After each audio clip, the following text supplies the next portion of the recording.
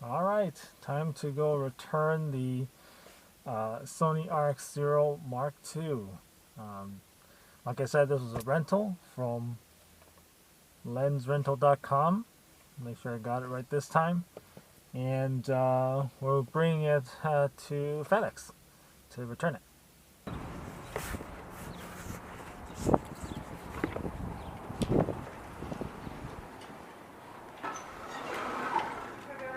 Hi. Mailing? FedEx, yeah. Yeah, over there. I'll take it for you. You're good to go. Is it? Good? Okay. All right, so that footage was recorded over 2 months ago. That I was returning the rental Sony RX0 Mark II around mid-March. And since then, I've gone and bought my own. I got it used off of eBay. So that was actually remarkably helpful. I was a little bit apprehensive about investing in this camera because I wasn't sure if it was able to perform the way I needed it to. And so renting it for a week meant that I could put it through its paces and just make sure that it worked before dropping the substantial amount of cash needed to purchase one of these.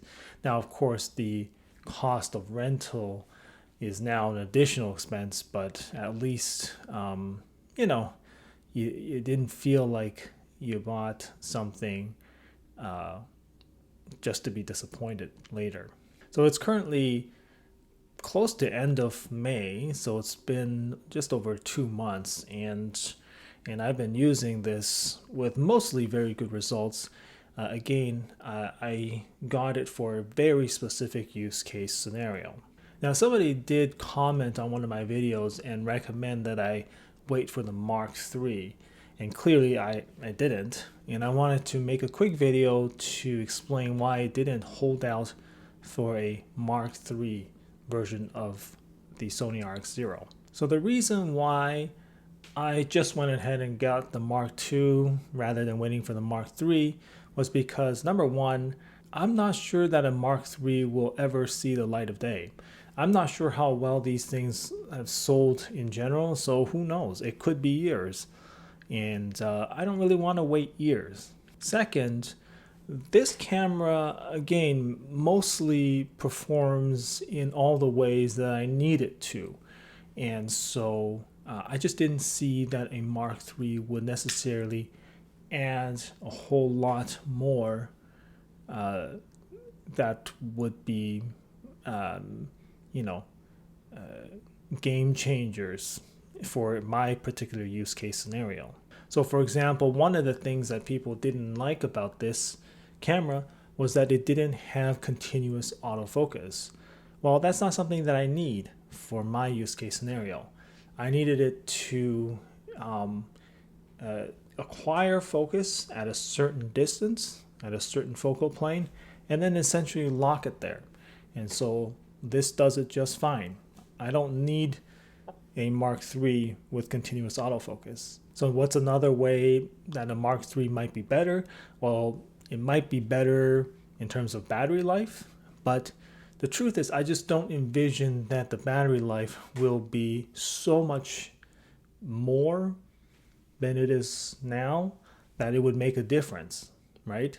Because right now this thing can probably record about 45 minutes on battery, and even if the Mark III were able to double that battery life to 1.5 hours, it still wouldn't be long enough for my particular use case scenario, and so I would have to hook this up to external power anyway. So again, a Mark III version wouldn't necessarily add any advantages in terms of my use case scenario. Plus, if the Mark III ever were to add continuous autofocus, I doubt that its battery life would be that much better. So another way that I guess the Mark III might improve on the Mark II would be, heat management. Maybe it would be a more efficient system and generate less heat. I think that would be great actually if heat wasn't such a big issue. But the thing is, if I set the temperature sensitivity to high, then I haven't run into issues with this thing overheating and stopping recording. I do think it's annoying that I have to set that particular setting to high because every time I turn on the camera, I get a warning about it. So it would be nice to not have to do that. Uh, but again, it's also not a huge deal to just dismiss that warning.